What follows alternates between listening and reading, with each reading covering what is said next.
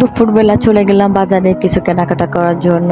আর কোথায় যাচ্ছি সবকিছু আজকে তোমাদের সাথে শেয়ার করব। তো হাই, আসসালামু আলাইকুম সবাইকে, আশা করি সবাই ভালো আছো। আলহামদুলিল্লাহ আমি অনেক ভালো আছি। তারপরে এই যে সাবাকে রেডি করাইলাম, আমি রেডি হলাম, রিয়ান রেডি হলো। আমরা এখন রেডি হয়ে চলে যাচ্ছি আপুর বাসায়। আপুর বাসায় দাওয়াত ছিল, আর কালকেও দাওয়াত ছিল। কালকে দাওয়াতে যেতে পারি নাই আম্মুর বাসায় কিছু সমস্যার কারণে, আর আজকে চলে যাচ্ছি আপুর বাসায়। আর আমাদের ইদানিং দাওয়াত অনেকগুলা, শুধু রবি সোম মঙ্গল এরকম করে পড়ে। আমাদের জন্য শুক্রবার শনিবার করে এরকম দাওয়াত পড়লে আমাদের জন্য একটু ভালো হয়। আর রাস্তায় অনেকক্ষণ দাঁড়ানোর পর একটা সিএনজি পাইছি। আর বাজারে এসে দেখি এত জ্যাম ছিল, এখানে প্রায় 10 থেকে 15 মিনিট বসে থাকতে হয়। এর মধ্যে আমাদের আজকে লেট হয়ে গেছে, এখন প্রায় 2টা বাজে। তো ওদেরকে সিএনজির মধ্যে রেখে আমি এখানে কিছু কেনাকাটা করার জন্য আসলাম। তো যেহেতু সবাই ফল নেবে এই জন্য আমি এখানে আমরা পেয়ারা, ড্রাগন ফল, বাচ্চাদের জন্য কিছু চিপস নিলাম। তারপর আমি আবার সিএনজির ভিতরে চলে আসলাম। এখন চলে যাচ্ছে আপুর বাসায়। আর বাজারের মধ্যে এত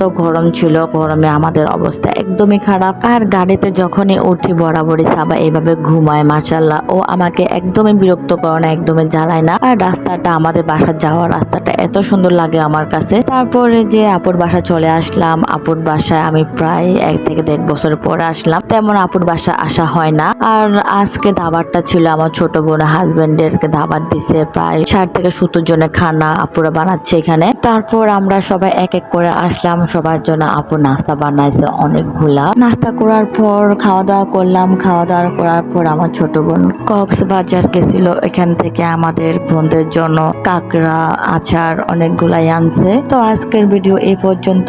সবাইকে আল্লাহ।